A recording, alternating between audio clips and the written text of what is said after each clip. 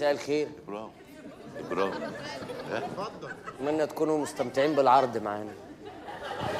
انا بدور عليكم. خش انا وانت من جوه يا هبل.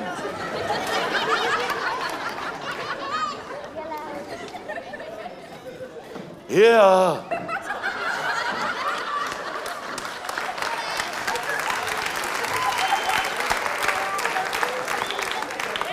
تايه.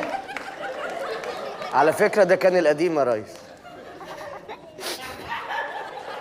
ايه ايه يا حاج رمضان؟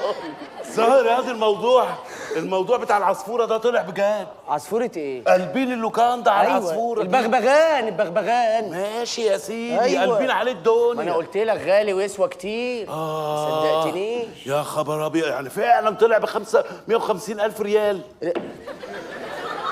انت حولت عملة وانت واقف؟ ايه يا حاج رمضان؟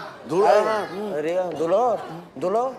ايوه فرانك. ايوه اي حاجه منك مقبوله. يعني طلع بجد؟ ايوه بجد يا عم رمضان. دول قلبين الدنيا يا عمالين بيدوروا عليه. وبص قلبين الدنيا. يا عم رمضان. يا على رأي المثل اللي معاه معهوش. انا عارف انت هتوقعني فيها كل مره. بس دي مش سرقه صح؟ لا مش سرقه طبعا. لا مش سرقه. يا سرقتي انا اسرق اخويا؟ لا طبعا. ياض السرقه يعني ايه؟ فلوس تتاخد صح. لكن ده يعني الوطواط ده كان ايه؟ حابسينه فاحنا افرجنا عنه. وطواط. قولوا له انتوا بقى يعني. ده افرجنا عنه. بغبغان يا حاج. ايوه حاطينه في قفص ليه؟ ايوه هو اذنب مظلوم. ايوه واحنا بنفرج عنه. الحمد لله ده ثواب.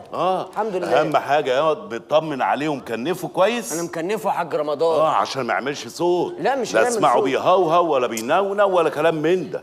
هيهوهو ده بغبغان. ياض ما بيقلد اي حد. ياض انت ما خدتش بالك اي حد يقول حاجه قدامه بيقعد يقلدها. ايوه صح. ماشي. في دي عندك حق. لو شافك هيقعد يهوهو وبتاع. ماشي يا حاج رمضان. ماشي مقبوله منك. خد بالك منه. بس انا لازم حالا اروح اكله. ايه؟ والكائن ده بياكل ياض؟ لازم ياكل. يعني ايه مش يعني احنا جايبينه عشان ربنا يفرجها علينا هنأكله؟ مش روح ايه روح ايه والله. طب اعمل ايه طيب يا حاج رمضان؟ هتاكله ايه؟ معلش يا حاج رمضان. استغفر ب الله 150,000 دولار ناكله وجبه. استغفر الله العظيم يا رب. انت هنأكله. حاضر.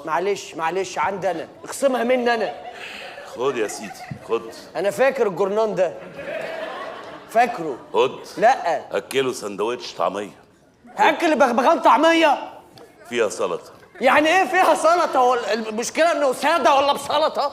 البغبغان ازاي ياكل طعميه؟ دي بتموت بني ادمين. اكلها البغبغان. يا ما هو مش فاهم هي ايه. اكله يعني ايه مش فاهم؟ احنا هنفهم لما ياكلها يقوم ميت. هنفهم. يا ده هيموت من ايه؟ من الطعميه يا ايوه هو في طائر بياكل طعميه؟